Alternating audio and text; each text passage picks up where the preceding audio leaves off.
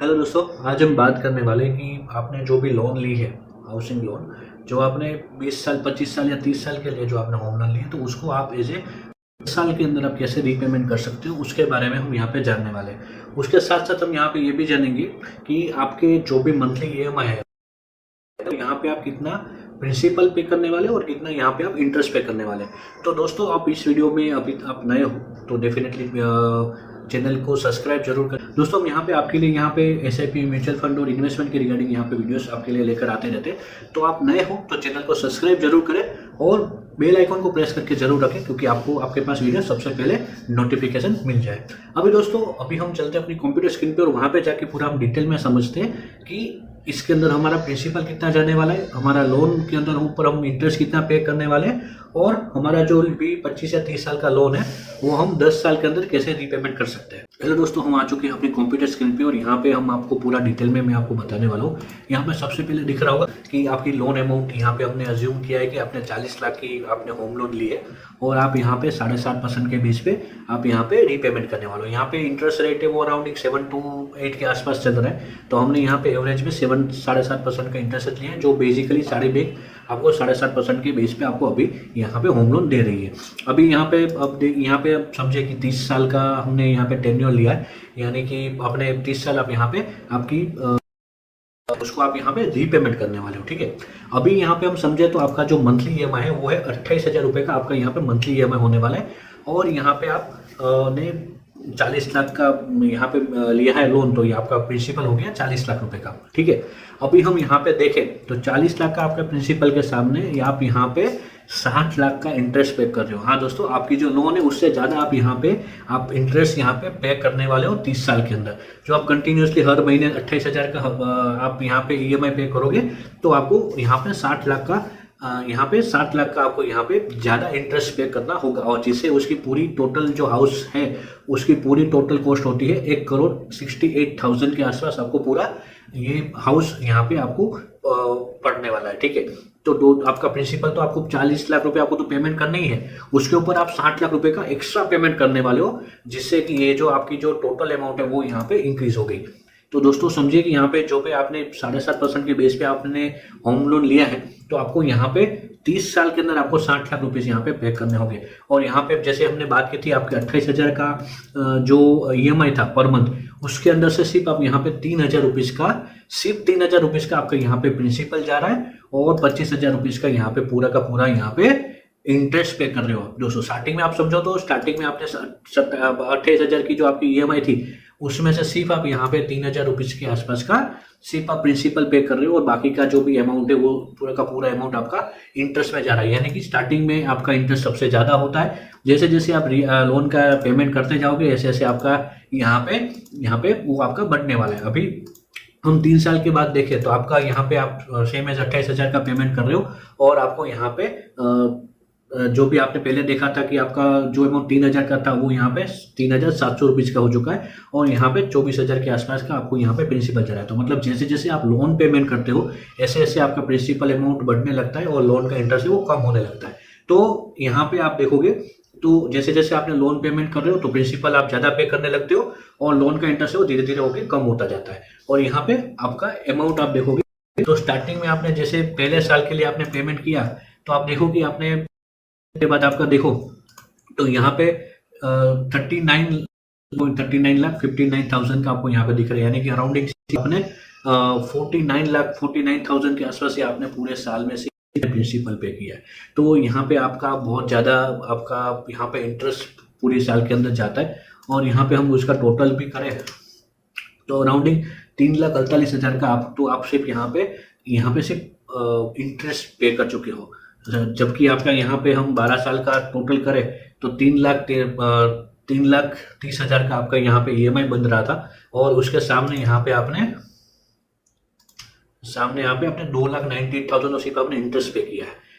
Right, अभी यहाँ पे आपका सिर्फ ये जो टोटल लोन के अमाउंट काम कर तो सिर्फ आपने 36,000 का ही आपने यहाँ पे प्रिंसिपल आपने सिर्फ पे किया। आप यहाँ पे समझो कि पूरे साल के अंदर सिर्फ आप 36,000 रुपये आप सिर्फ यहाँ पे वो पे कर रहे हो। राइट, तो अभी आपकी ये लोन है वो यहाँ पे 30 साल के बाद हम यहाँ पे देखें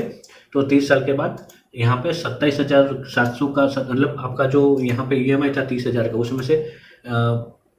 90% अमाउंट आपका प्रिंसिपल हो रही है और बाकी का बचा हुआ जो रकम है वो सिर्फ इंटरेस्ट के रूप में आप यहाँ पे पे कर रहे हो। तो मतलब जितना टाइम आप पे करते जाओगे उतना आपका प्रिंसिपल बढ़ता जाएगा और इंटरेस्ट कम होता जाएगा। अभी दोस्तों यहाँ पे एक और समझने वाली बात है, और यहाँ पे हम एक अपना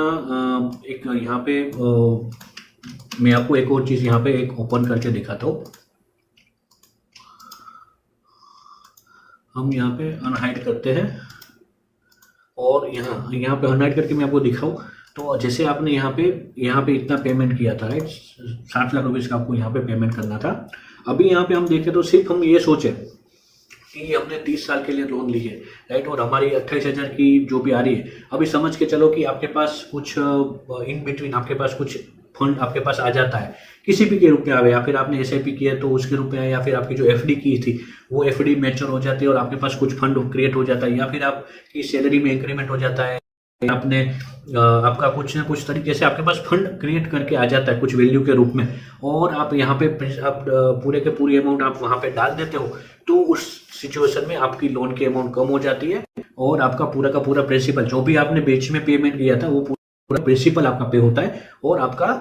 यहाँ पे लोन की अमाउंट कम हो जाती है। तो आपके पास कुछ फंड आता है, आप बीच में पे कर सकते हो, तो डेफिनेटली आप पे करो और आप उसके सामने आप यहाँ पे बहुत सारे रुपए आप यहाँ पे बचाओगे। जो भी आप इंटरेस्ट पे करने वाले हो वो यहाँ पे पूरा का पूरा इंटरेस्ट आप 60 लाख का करें उसकी जगह पे बहुत यहाँ पे अमाउंट आपका कम हो जाएगा। अब यहाँ पे हम समझ के चलते हैं कि जैसे हमारी 28,000 की EMI थी, तो हम सिर्फ यहाँ पे देख के चले कि हम सिर्फ हर साल एक EMI यानी कि समझ के चलो कि मंथ में 12 महीने के अंदर हम यहाँ पे 13 महीने का पेमेंट करेंगे, यानी कि एक EMI हम यहाँ पे ज़्यादा पेमेंट करें, तो आप देखो कि यहाँ पे जो 60 लाख का था उसकी जगह पे 45 लाख का हो गया, यानी कि आपने यहाँ पे 14 लाख रुपीस आपने यहाँ पे बचा लिए दोस्तों। ठीक है, आप सिर्फ हर महीने सिर्फ एक्स्ट्रा एक महीने का पेमेंट करते हो, सिर्फ एक महीने का यहाँ पे आप एक्स्ट्रा पेमेंट करते हो, 12 महीने के अंदर आप 13 महीने का पेमेंट कर रहे हो, यानी कि एक महीने का आप यहाँ पे 28,000 रुपीस आप ज़्यादा पेमेंट करते हो, तो उसके सामने आपका यहाँ पे देखो कि जो भी इंटरेस्ट था वो 60 लाख से कम होकर 45 लाख का यहाँ पे हो चुका है, यानी कि आपने यहाँ पे 14 लाख रुपीस आपने यहाँ पे बचा लिए। ये समझने वाली बात है कि आपने सिर्फ यहाँ पे एक महीने का ज्यादा पेमेंट करने से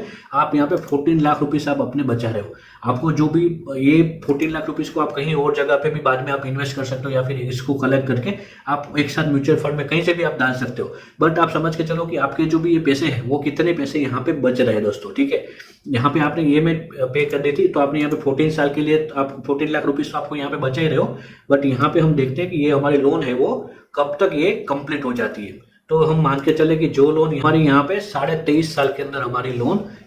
खत्म हो रही है। ठीक है दोस्तों, तो जैसे आपने देखा होगा कि 360 महीने का टोटल 30 साल का जो पीरियड था उसमें से हमने सिर्फ एक महीने का एक्स्ट्रा पेमेंट हमने स्टार्ट कर दिया, तो उसके सामने यहाँ पे हमारे दोस्त यहाँ पे हमारे 7 साल भी यहाँ पे लोन पेमेंट कम करने का हो जाता है, ऊपर से प्लस आप वहाँ पे 14 लाख का वो बचा रहे हो, तो मतलब समझ के चलो कि आपने कितने पैसे बचा दिए यहाँ पे। ठीक है, अभी जैसे यहाँ पे समझ के चलो कि हमने सिर्फ जो लास्ट में जो हमने अमाउंट पे की थी, लाइक जैसे 28,000 का हम पे कर रहे थे, हम यहाँ पे हमने समझ के चलो कि हम जैसे हमारा ईयरली ग्रोथ होता है, ठीक है, हमारे साल 9 साल हमारे जैसे हम सैलरी कमाते हैं तभी हम लोन ली होगी, तो मैं एक एज्यूम करके चलता हूँ कि आप ऑलरेडी सैलराइज एम्प्लॉय हो और आप यहाँ पे सैलराइज आपके पास सैलरी आ रही होगी तभी आपने लोन ली होगी, तो उसके बेस पे हम समझते हैं कि हर साल आपका इंक्रीमेंट होता है और हर साल आपका इंक्रीमेंट भी होगा, आपका प्रमोशन भी होगा, राइट, तो आपका और हो सकता है कि आपको जैसे साल में आपको बोनस भी मिल रहा होगा, राइट, तो वो सारी चीज़ें आपके पास एक्स्ट्रा अमाउंट आपके पास आ रही है, एक्स्ट्रा अमाउंट का कुछ बल्क आपके पास आ रहा है, तो आप उसको भी यहाँ पे रीपेमेंट के रूप में यहाँ पे डाल सकते हो। जैसे हमने यहाँ पे हर महीने का जैसे बोनस आ रहा था आपका एक सैलरी का समझ के चलते, तो आपने यहाँ पे वो आपने बोनस आपने यहाँ पे रीपेमेंट के रूप में डाल दिया हर साल के अंदर, और आपको सिर्फ सेम अमाउंट का डालना है, आपने कुछ आपका कुछ एक्स्ट्रा नहीं डालना है, जो आपकी फर्स्ट EMI थी उसी को आपको यहाँ पे रीपेमेंट के रूप में हर साल आपको रीपेमेंट करना है, और आपका यहाँ पे 14 लाख रुपीस बच गया। अभी हम यहाँ पे समझ के चलते हैं जैसे आपका हर साल आपका 5% का इंक्रीमेंट होता है, राइट, तो हम यहाँ पे 5% का लोन अमाउंट यानी कि हर साल जो भी आपका जैसे पहले साल आपका 28,000 का था तो आपका दूसरे साल वो 29,000 का हो जाएगा, मतलब वो सिर्फ आपका यहाँ पे 1100-1200 रुपीज़ का यहाँ पे इंक्रीमेंट होगा हर साल के अंदर। अब यहाँ पे तीसरे साल हम देखें तो जो 29 का हुआ था वो यहाँ पे 30 का हो गया, तो यहाँ पे हर साल आपको 1100-1200 रुपये आपको सिर्फ एक्स्ट्रा पे करने होंगे आपकी EMI के अंदर से, जो भी ऑलरेडी आपकी इंक्रीमेंट सैलरी आपकी ऑलरेडी इंक्रीज हो चुकी है, राइट, तो आपको यहाँ पे कोई ज़्यादा बर्डन नहीं आने वाला। पेमेंट कर रहे थे उसी प्रकार से आप यहाँ पे पेमेंट कर रहे हो। तो यहाँ पे आप देखो, तो आपने जो लोन अमाउंट यहाँ पे 60 लाख की आ रही थी, उस जगह पे वो अभी सिर्फ 27 लाख दिख रहा है, यानी कि आपने 32 लाख रुपीज का आपने दोस्तों यहाँ पे आपके पैसे बचा लिए। हाँ दोस्तों, आप जैसे भी पेमेंट एक्स्ट्रा करते हो यहाँ पे, जैसे आप यहाँ पे कम ईयर्स करते हो, तो आपका यहाँ पे प्रिंसिपल अमाउंट तो सेम रहेगा, 40 लाख रुपए तो आपको पे करने ही थे, बट उसके सामने जो इंटरेस्ट यहाँ पे 60 लाख का लग रहा था, वो यहाँ पे हो गया अभी 27 लाख का। और 27 लाख का ईएमआई के सामने यहाँ पे आपने 32 लाख रुपीज आपने यहाँ पे बचा लिए हैं। ठीक है, तो 32 लाख पूरे पूरे आप यहाँ पे सेव कर सकते हो, और यहाँ पे आपके जो भी आप यहाँ पे एक्स्ट्रा पेमेंट करने वाले थे वो यहाँ पे आप बचत करके कुछ और यहाँ पे अलग से एक वेल्थ बना सकते हो। ठीक है,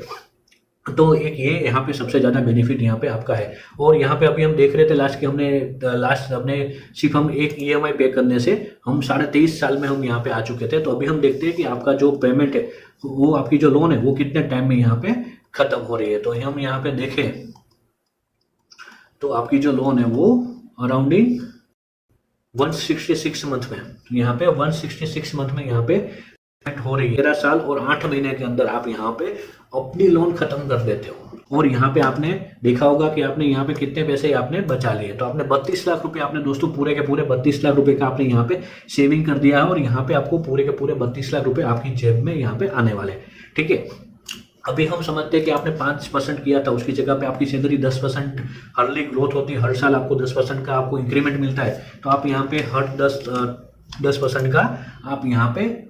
ईएमआई आपका प्लस कर रहे हो, राइट। तो पहले साल आपका 28,000 का था, और यहाँ पे दूसरे साल हम देखें तो वो हो गया 30,000 का, यानी कि यहाँ पे 2700 से 2800 रुपीज़ का यहाँ पे इंक्रीमेंट हुआ है हर महीने। और यहाँ पे हम 2700 मतलब 2500 से लेकर 3000 के बीच में यहाँ पे आपका हर साल आपका इंक्रीमेंट हुआ है, इंक्रीज हुई है आपकी ईएमआई। और आपने यहाँ पे कितने साल में आपने रीपेमेंट कर दिया। तो दोस्तों यहाँ पे देखो आपका यहाँ पे 129, यानी आप यहाँ पे 10 साल के अंदर ही आप अपनी लोन खत्म कर रहे हो। 10 साल और 9 महीने के अंदर आपकी लोन यहाँ पे पूरी की पूरी खत्म हो जाएगी। और आप यहाँ पे कितने पैसे बचा रहे हो दोस्तों, यहाँ पे ये समझने वाली बात है कि जो यहाँ पे पहले 60 लाख दिख रहा था वो अभी यहाँ पे 21 लाख हो गया, और आपने 38 लाख की यहाँ पे आपने बचत कर ली है। टोटली आपकी यहाँ पे खत्म हो गई, और 11 लाख 11 साल और 1 महीने के अंदर आपकी लोन यहाँ पे खत्म हो जाएगी। यहाँ पे एक समझने वाली बात है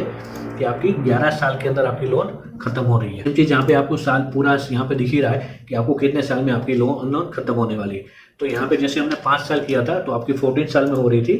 राइट। 13 साल 8 महीने यानी कि 14 साल ही हो गए। तो 14 साल के अंदर आपकी लोन यहाँ पे खत्म हो रही थी, उस जगह पे आपका यहाँ पे जैसे आपने 10 साल का जो आपका इंक्रीमेंट हो रहा था, 10% का इंक्रीमेंट हो रहा था, वही 10% का इंक्रीमेंट आपने यहाँ पे डाल दिया। और आप यहाँ पे अलग से हर महीने एक ईएमआई अलग से पे कर रहे हो। जो आपकी पहले 28,000 की आ रही थी वो सेम टू सेम अमाउंट आप हर साल के लिए पे कर रहे हो। तो आपको यहाँ पे 11 साल के अंदर ही आपकी लोन खत्म हो जाती है। हाँ दोस्तों, 11 साल के अंदर ही आपकी लोन खत्म हो जाती है। और हो सकता है कि इससे पहले भी आपकी लोन खत्म हो जाए। जैसे आपने बीच में यहाँ पे कुछ आपने अमाउंट आपने एक्स्ट्रा पे कर दी तो आपकी अमाउंट 10 साल के अंदर भी खत्म हो सकती है। यहाँ पे अभी हमने